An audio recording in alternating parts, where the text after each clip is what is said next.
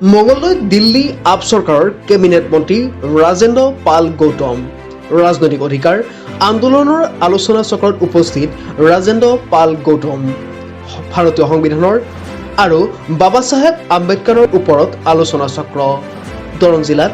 দিল্লী আম আদমি পাৰ্টিৰ উকমুকনি অসম প্ৰদেশ কংগ্ৰেছ সম্পাদক ভূপেন দাসে আম আদমি পাৰ্টিৰ দিল্লী আপ চৰকাৰৰ কেবিনেট মন্ত্ৰী ৰাজেন্দ্ৰ পাল গৌতমক পিন্ধালে গামোচা আলোচনা চক্ৰ আৰু মত বিনিময়ৰ জৰিয়তে দিল্লী আম আদমি পাৰ্টিৰ উকমুকনি দৰং জিলাত দিল্লী আপ চৰকাৰৰ কেবিনেট মন্ত্ৰী ৰাজেন্দ্ৰ পাল গৌতমে আলোচনা চক্ৰৰ জৰিয়তে আম আদমি পাৰ্টিৰ বিচাৰধাৰা ৰাইজৰ আগত ব্যক্ত কৰিলে। নিউজ ৰিপৰ্ট নিউজ অসম ইণ্ডিয়া।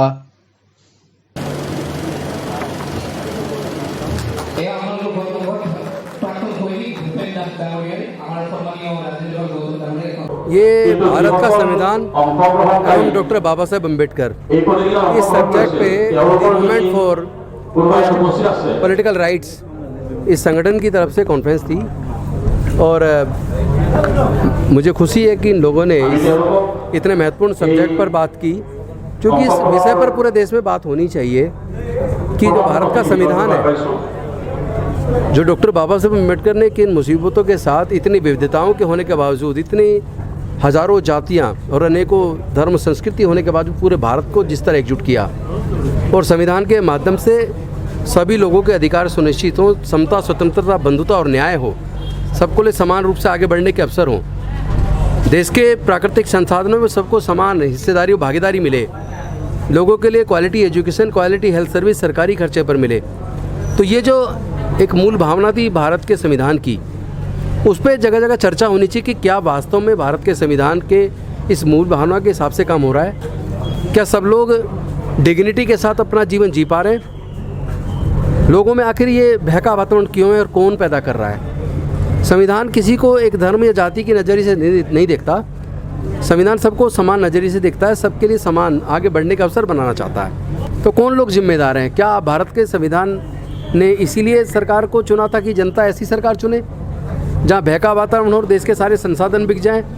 जहाँ लोगों को लिए पढ़ने के लिए मतलब पैसा ना हो और उसके अभाव में, पैसे के अभाव में बच्चे पढ़ाई छोड़ दें, जहाँ युवाओं को रोज़गार ना मिले,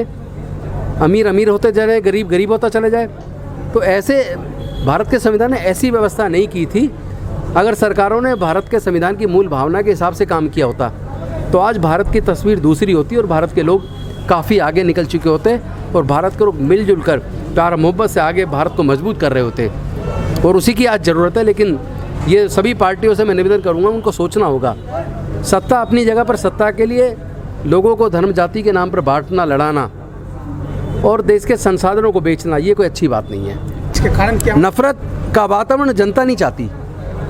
भारत के लोग तो मिलजुल के रहना चाहते हैं। जैसा अभी यहाँ हिंदू संस्कृति के हिसाब से भी लोगों ने गीत के द्वारा बताया और मुस्लिम संस्कृति के हिसाब से भी भजन के माध्यम से बताया, तो लोग वही चाहते हैं कि आपस में प्यार मोहब्बत से एकजुट रहें और भारत आगे बढ़े।